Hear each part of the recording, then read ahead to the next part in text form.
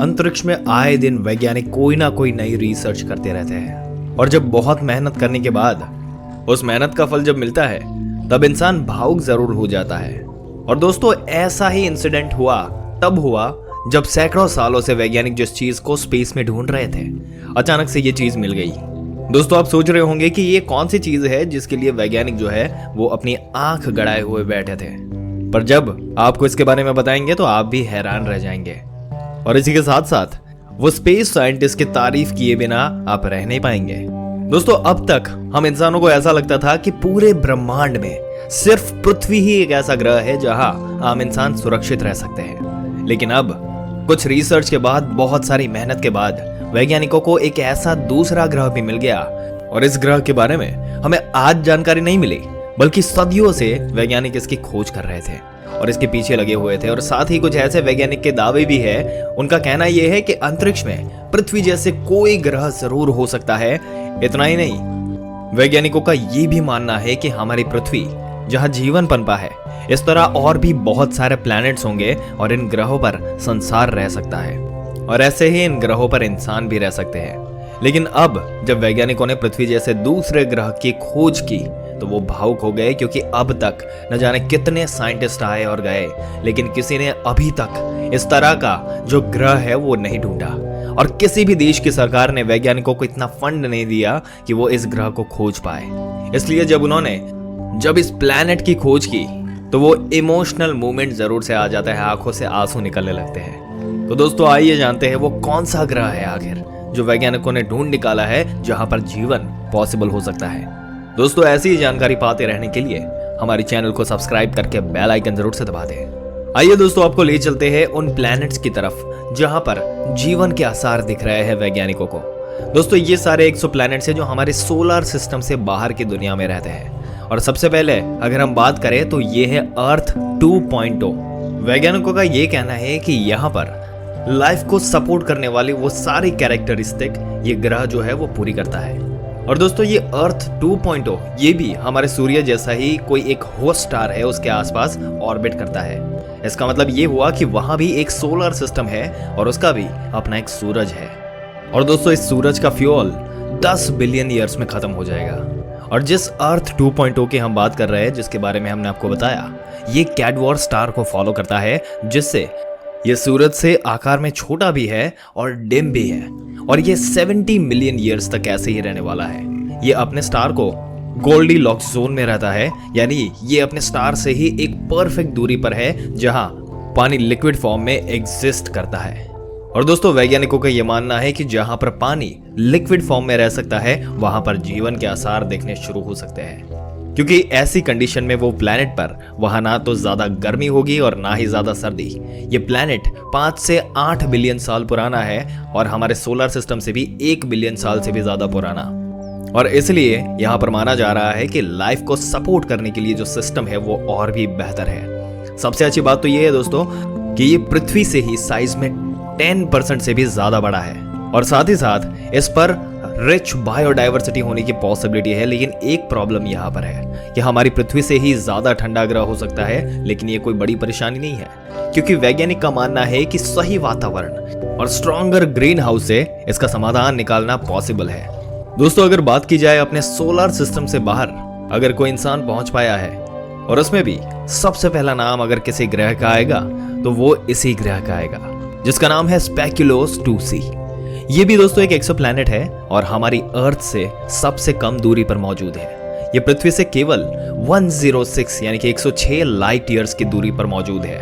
Light years क्या है अगर आपको बताए तो प्रकाश एक साल में जितना अंतर काटता है, यानी कि लाइट एक साल तक जितना दूर जा सकती है उसको 1 लाइट ईयर कहते हैं। और यहाँ पर स्पेस में 1 ईयर तक लाइट जितनी दूर जा सकती है उसे 1 लाइट ईयर कहा जाता है। और ये बहुत ज्यादा होता है, लेकिन दूसरे सभी प्लैनेट्स है उसके मुकाबले ये सबसे कम दूरी है। और अभी तक जितनी भी सबसे तेज टेक्नोलॉजी जो हमने यूज की है उसके साथ इस ग्रह पर पहुंचने पर अगर सोचा जाए तो वैसे भी 2 लाख जितने साल लग जाएंगे, क्योंकि दोस्तों हमारे पास इतने फास्ट टेक्नोलॉजी या फिर ऐसे रॉकेट नहीं है जो इतनी स्पीड से स्पेस में ट्रैवल कर पाए। इसलिए अभी तो यहाँ पहुंचना मुश्किल ही नहीं, नामुमकिन है। लेकिन दोस्तों अगर हम बात कर रहे हैं पृथ्वी जैसे प्लैनेट की ही, तो ये जरूर से जान लेना चाहिए कि ये हमारी पृथ्वी से 40% बड़ा है और ये पृथ्वी की तरह ही अपने स्टार के गोल्डीलॉक्स जोन में रहता है, यानी कि एक हैबिटेबल जोन में रहता है। और इसका जो मेन स्टार है, यानी कि जैसे पृथ्वी का सूरज है, उसका सूरज भी काफी छोटा है। और दोस्तों ये ग्रह अपने सूरज के बहुत करीब से ऑर्बिट करता है और इसका एक चक्कर पूरा करने में 8.5 दिन का समय लगता है। इसका मतलब ये हुआ कि इसके एक साइड पर बहुत ज्यादा समय तक रात रहती है और दूसरी साइड पर बहुत ज्यादा समय तक दिन निकलता है। लेकिन ये कंडीशन इसे जीवन के लिए कम केपेबल नहीं बनाती। अगर यहाँ पर हम इंसान पहुंच गए तो आराम से रह सकते हैं। लेकिन अभी इस समय सबसे बड़ा चैलेंज यही है दोस्तों कि इतनी दूरी को तय करने के लिए, इतनी दूरी को कवर करने के लिए हमारे पास आज के समय में कोई भी ऐसे ट्रैवल करने के लिए कोई यंत्र नहीं है। चलिए दोस्तों आगे ले चलते हैं, बताते हैं आपको अगले प्लैनेट के बारे में। अगले प्लैनेट का नाम है केपलर 1126। दोस्तों ये हमारी पृथ्वी से 2023 लाइट ईयर्स की दूरी पर है, लेकिन ये भी हमारी पृथ्वी से काफी मिलता जुलता है। ये ऐसे सोलर सिस्टम से बिलोंग करता है जो कि 7.45 बिलियन ईयर्स पुराना है, यानी हमारे सोलर सिस्टम से काफी ज्यादा पुराना। इसका भी एक अपना सूरज है जो कि सन जैसा ही है, और जितनी दूरी हमारी पृथ्वी की सूरज से है वही इस ग्रह की दूरी अपने स्टार से 2.5 गुना कम है। यानी कि यह बहुत गर्म हो सकती है, लेकिन इंसान यहाँ पर जीवन के लिए सही नहीं है।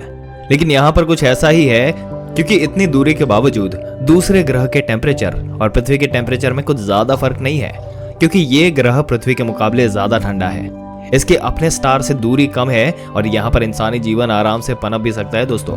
वही इस स्टार का गोल्डीलॉक्स जोन भी बहुत ज्यादा नजदीक है, यानी यहाँ पानी सॉलिड नहीं लेकिन लिक्विड फॉर्म में रहता है। लेकिन अगर इसको कंपेयर किया जाए पहले 2 प्लैनेट्स जो हमने आपको बताए उसके बारे में, तो यहाँ पर जो रहने के आसार है वो इतने ज्यादा सूटेबल नहीं है। इसके बाद बात करते हैं केपलर 69c के बारे में। दोस्तों ये प्लैनेट की अगर बात की जाए तो पृथ्वी से अगर इसकी दूरी बताए आपको तो 2407 लाइट ईयर्स की दूरी पर ये मौजूद है और ये बहुत दूर है, लेकिन यहाँ पर इंसानी जीवन मौजूद हो सकता है, उनमें से एक ग्रह है।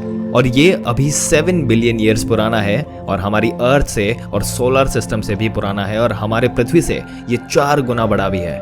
और ये भी पृथ्वी की तरह रॉकी प्लैनेट है। वैज्ञानिकों का ये मानना है कि इसके बीच बड़े बड़े डेजर्ट हो सकते हैं, लेकिन यहाँ भी समुद्र किनारे भी काफी मात्रा में होने की पॉसिबिलिटीज है। ये अपने हैबिटेबल जोन में है और ये उसी ऑर्बिट में घूमने में 242 डेज का समय लगता है, यानी यहाँ हर एक साल 242 अर्थ डे में पूरा होता है, जो हमारी सोलर सिस्टम से काफी मिलता जुलता है। इसलिए तो इसके ऊपर डिबेट चल रही है, क्योंकि अभी भी यहाँ पर जीवन की पॉसिबिलिटीज अभी भी खत्म नहीं हुई है और यहाँ अभी भी जीवन की संभावनाएं हैं। और वैज्ञानिकों के साथ डिबेट इस बात पर भी चलती रहती है कि ये ग्रह अर्थ जैसा है या पृथ्वी जैसा। दोस्तों ये प्लैनेट पृथ्वी के मुकाबले ज्यादा एनर्जी रिसीव करता है और इसकी यही वजह से यहाँ रनवे ग्रीन हाउस इफेक्ट जो है वो हो सकता है, यानी ये थर्मल रेडिएशन को अपने प्लैनेट से बाहर निकलने से रोकता है और यहाँ पानी लिक्विड फॉर्म में नहीं बदल पाता। लेकिन वैज्ञानिकों के अनुसार इसका भी समाधान किया जा सकता है। लेकिन अगर पृथ्वी से यहाँ तक की जर्नी तय की जाए अभी के समय में, तो हमें इंसानों को वहां पर पहुंचने में 30 मिलियन साल तक लग जाएंगे। और अभी हमारे पास जो रॉकेट टेक्नोलॉजी है उसके हिसाब से यहाँ पर जाना फिलहाल तो मुमकिन नहीं है। लेकिन ये बात तो हमारे सामने साफ हो रही है दोस्तों कि सिर्फ पृथ्वी पर जीवन नहीं है। अगर स्पेस में और भी डिस्कवर किया जाए और भी दूसरे प्लैनेट्स देखे जाए तो वहां पर भी जीवन हो सकता है जो हमने अभी तक एक्सप्लोर नहीं किया। दोस्तों आपके क्या विचार है इस मुद्दे पर?